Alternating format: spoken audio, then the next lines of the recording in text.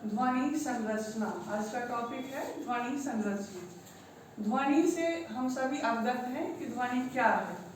ध्वनि एक शोर है, गूंज है, आवाज है, कोलाहल है। ध्वनि को एक प्रकार की ऊर्जा भी हम कह सकते हैं, जिसकी सहायता से हमें कुछ भी सुनाई देता है। अब जैसे हम लोग देखते हैं संगीत में तबला बज रहा है, तो उससे भी क्या है, ध्वनि निकलती है। गिटार बजाते हैं, उससे भी ध्वनि निकलती है। जैसे पूजा होता है, शंख बजाते हैं, तो उससे भी ध्वनि निकलती है। अक्सर हम लोग देखते हैं विद्यालय में, विद्यालय का जो बेल होता है, घंटी होता है, उसे भी बजाते हैं, तो उससे भी ध्वनि निकलती है। पशु पक्षियों के द्वारा भी जो आवाज निकाली जाती है, उससे भी ध्वनियां निकलती है। ये सब क्या है, एक ध्वनि है। ध्वनि कंपित वस्तुओं द्वारा उत्पन्न होता है। जैसे विद्यालय का घंटी अगर बज रहा है, तभी आप उसे छूते हैं तो उसमें क्या महसूस करते हैं। आगे हम लोग देखते हैं कि मानव द्वारा उत्पन्न ध्वनि कैसी होती है। जब हम बोलते हैं तो लगता है कि वैसे ही बोल रहे हैं, लेकिन बोलने के क्रम में अगर हम अपने कंठ पे, नेक पे हाथ देकर देखें तो क्या होता है, थोड़ा कंपन महसूस होता है।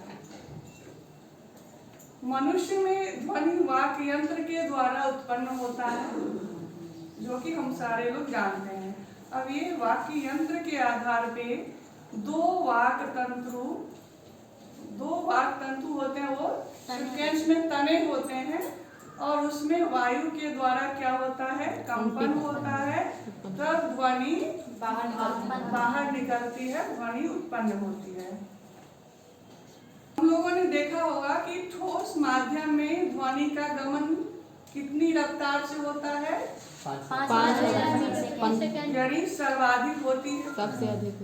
वहीं एग्जाम्पल के तौर पे देखें, जैसे रेल की पटरियां क्या बनी रहती है, लोहे की। अगर हमें देखना है कि कितनी दूरी पे ट्रेन है, तो अगर उस पे हम कान लगा के देखें तो कंपन हमें महसूस होगा, क्योंकि ये ठोस माध्यम है और ठोस माध्यम में ध्वनि की रफ्तार अधिक होती है। फिर है कि तरल पदार्थों में ठोस की अपेक्षा ध्वनि की रफ्तार कम होती है। तो कितना होता है, 15 सेकंड, यानी 1 सेकंड में 1500 मीटर प्रति सेकंड होती है। वहीं वायु में ध्वनि का गमन 330 मीटर प्रति सेकंड होता है। और अंतरिक्ष का नाम तो हम लोग सुने ही होंगे। वहाँ अगर सामने भी दो व्यक्ति बैठे हुए हैं तो भी बात नहीं कर सकते, ध्वनि उत्पन्न नहीं करेंगे, उन्हें सुनाई नहीं देगी। इस तरह से हम देखें तो ध्वनि को हम किनके द्वारा सुनते हैं, वॉकी-टॉकी के द्वारा। कान का बाहरी हिस्सा ध्वनि को इकट्ठा करता है, फिर उसे कर्णनाल में भेजता है, फिर वहाँ ध्वनि तरंगे कान के पर्दे से टकराती है, फिर उसमें कंपन उत्पन्न होता है। ध्वनि के संकेत वहाँ से फिर आंतरिक कर्ण के माध्यम से मस्तिष्क में चला जाता है। आगे हम लोग देखते हैं भाषा के तत्व कौन कौन से हैं। भाषा भावों की अभिव्यक्ति है, जिसके माध्यम से हम अपने भावों को सामने वालों के सामने में संप्रेषित करते हैं। साथ ही साथ भाषा गोपन का भी कार्य करता है। जैसे मान लीजिए कि आप किसी के यहाँ गेस्ट के रूप में जाते हैं और आपको भूख भी लगी है, तो भी अगर उधर से आता है कि आप खाना खा लीजिए, तो थोड़ा हम शर्माते हुए कहते हैं अभी नहीं लगी है। तो इस तरह से भाषा किसका काम कर रहा है, गोपन का भी काम कर रहा है। अब भाषा के मेनतः मुख्य रूप से 4 तत्व हैं। पहला है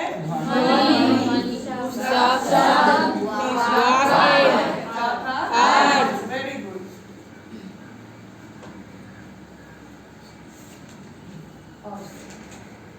सबसे छोटी इकाई होती है ध्वनि संप्रेषण का माध्यम। जैसे भाषा से हम कहते हैं कि कृपया शांति बनाए रखें, ध्वनि से हम ओठ की ओर उंगली का इशारा करके हम कहते हैं सामने वाले को चुप रहिए। ध्वनियों के मेल को हम शब्द कहते हैं। जैसे ध्वनि है एक क, लेकिन जब इसको हम लिख देंगे तो वो क्या हो जाएगा, वर्ण हो जाएगा। और कई वर्णों को मिलाकर जब हम सार्थक शब्दों का निर्माण करते हैं तो वह शब्द कहलाएगा। लिखित रूप को क्या कहते हैं, लिपि कहते हैं। जैसे अब हिंदी में लिखा जाता है किस लिपि में, अक्षर हमेशा आधे भी हो सकते हैं और पूरे भी हो सकते हैं, लेकिन वर्ण हमेशा पूरा ही होता है, वर्ण आधा नहीं होता। आगे हम लोग देखेंगे ध्वनि को दो भागों में बांटेंगे, ध्वनि और स्वर। स्वर ध्वनि और व्यंजन ध्वनि।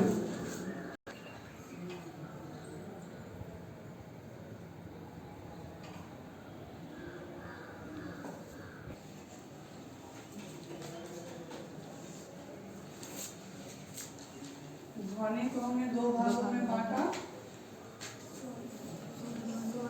स्वर ध्वनि और व्यंजन ध्वनि।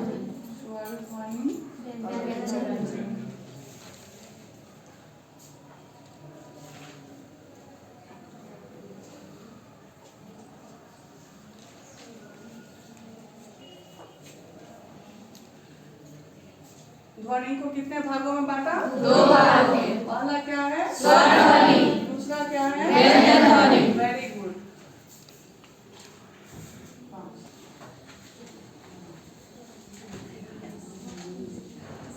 स्वर ध्वनि में क्या होता है, इसके उच्चारण में जीभ हमेशा किसी न किसी चीज को छूती है, वेरी गुड। मुंह क्या होता है, बंद रहता है, खुला रहता है। यानी स्वर वहाँ होगा जहाँ हम उच्चारण कर रहे हैं तो जीभ किसी चीज को नहीं छूती है और हमारा मुंह खुला रहता है। जैसे एग्जाम्पल में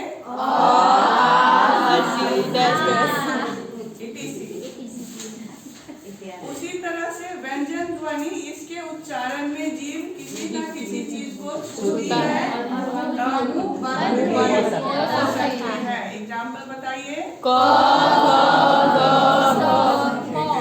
वेरी गुड।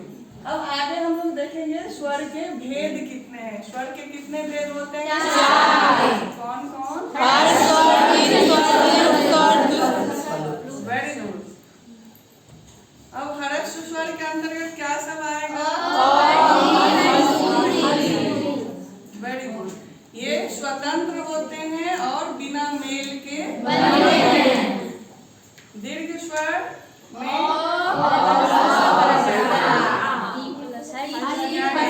दो स्वरों के मेल से कोई स्वर बनता है। जैसे आ है, ई है, तो ये ओ प्लस ओ इक्वल टू आ बनता है। आगे है संयुक्त स्वर ध्वनियाँ। जब कोई स्वर ध्वनि अपने से अलग अलग हो, जैसे अ प्लस छोटी ई इक्वल टू ए बनता है, अ प्लस छोटी यू इक्वल टू ओ। आगे आता है प्लुत स्वर ध्वनि। जब कोई स्वर ध्वनि सामान्य उच्चारण की जगह अधिक लेता है। जैसे एग्जाम्पल में ये क्या है, इसको समय लगता है हमें बोलने में। आगे हम लोग देखते हैं भाषा के दृष्टिकोण से देखें तो ध्वनि मनुष्य के सार्थक आवाज को कहते हैं। मानव के उच्चारण अवयव जैसे दांत है, तालु है, जीभ है के प्रयोग से जो ध्वनि निकलती है उसे हम ध्वनि कहते हैं। जिस अर्थ की अभिव्यक्ति कर सकते हैं, भाषिक दृष्टिकोण से उन्हीं शब्द को सार्थक माना जाता है। गुड। आगे हम लोग देखेंगे ध्वनि ध्वनि के स्वरूप। अब ध्वनि का भी स्वरूप होता है, जिस तरह से भाषा के स्वरूप होते हैं, जिस तरह से मानव का स्वरूप होता है। तो मानवीय वाणी ही ध्वनि है, क्योंकि इस वाणी से अर्थ की अभिव्यक्ति होती है। अन्य ध्वनि केवल शोर मात्र है। जिस ध्वनि का कोई मीनिंग नहीं है, मीनिंगलेस ध्वनि सिर्फ शोर कहलाएगा, ध्वनि नहीं कहलाएगा। एज फॉर एग्जाम्पल, जैसे हम डस्टर को पीट रहे हैं तो क्या हो रहा है, सिर्फ शोर। जो ध्वनि निकल रही है उसे हम शोर की उपमा देंगे, क्योंकि इससे कोई मीनिंग नहीं आ रही है। ध्वनि इकाइयां शब्दों का निर्माण करती है। ध्वनि को अगर हम लिखते हैं तो वर्ण हो जाता है, फिर कई वर्णों को मिला के हम सार्थक शब्दों का निर्माण करते हैं। तो भाषा की सबसे लघुतम, सबसे छोटी इकाई क्या कहलाती है, वर्ण कहलाएगी, क्योंकि ध्वनि को ही लिखित रूप देते हैं तो वो वर्ण कहलाता है। और वर्ण को खंडित हम नहीं कर सकते हैं। आगे ध्वनि के दो रूप हैं, उसे हम लोग देखेंगे। सामान्य ध्वनि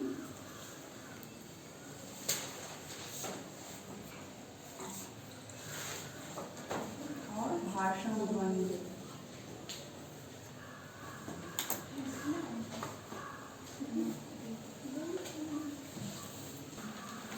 अब जैसे ध्वनि के कितने रूप हो गए, दो। कौन कौन, सामान्य ध्वनि, भाषण ध्वनि। Very good. पहले हम लोग जानते हैं सामान्य ध्वनि। सामान्य ध्वनि उसे कहते हैं जिसमें सभी प्रकार की ध्वनियां आ जाए। जैसे नदी के बहने की आवाज। जब आप नदी के किनारे शांत मन से खड़े रहिए या थोड़ा देर बैठिए, तो उनके जल का जो बहाव है उसमें से भी आपको ध्वनि निकलती सुनाई देगी। घर में काम करते वक्त कोई बर्तन गिर जाता है, उससे भी क्या होता है, ध्वनि निकलती है। आगे है भाषण ध्वनि, यानी जो भाषा से जुड़ी हुई ध्वनि हो, वो सारी चीजें भाषण ध्वनि के अंतर्गत आएंगी। जैसे शुद्ध शुद्ध हम लोग बोलते हैं, विद्यालय जाना है, ये शुद्ध हुआ। पानी पीना है या पानी पिएंगे, ये सार्थक हो गया। वहीं पानी के साथ वाणी जोड़ देते हैं तो पानी तो सार्थक है, लेकिन वाणी क्या हो जाता है, निरर्थक हो जाता है। तो इस पे हमें क्या करना है, थोड़ा कमांड करके रहना है।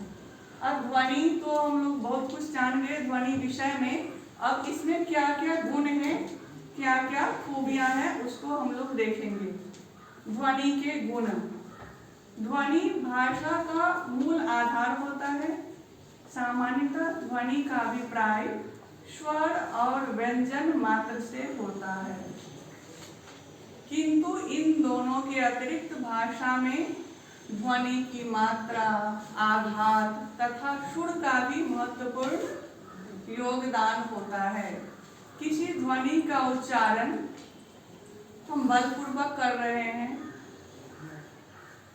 किसी का नहीं कर रहे हैं। किसी शब्द पे ज्यादा जोर दे के बोलते हैं, किसी शब्द पे कम जोर दे के बोलते हैं। किसी शब्द को लंबा खींचते हैं और किसी शब्द को शॉर्ट में छोटा करके बोलते हैं। तो ध्वनि की इन्हीं विशेषताओं को ध्वनि गुण कहा जाता है। आगे हम लोग देखेंगे। इस तरह से डायग्राम बना के हम अपने आंसर को अट्रैक्टिव बना सकते हैं।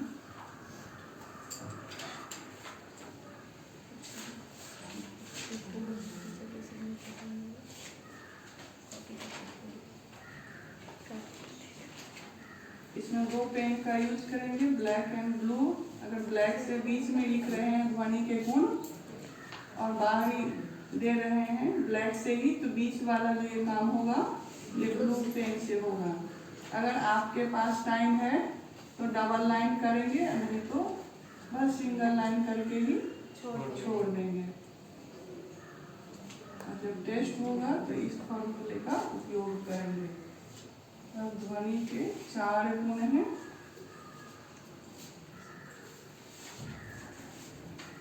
मात्रा,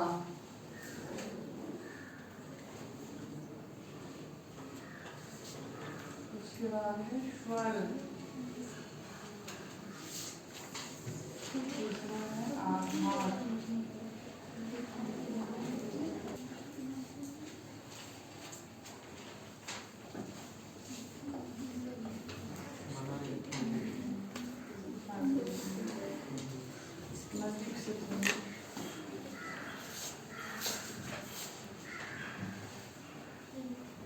अब नेक्स्ट क्लास में हम लोग ध्वनि के गुण को देखेंगे।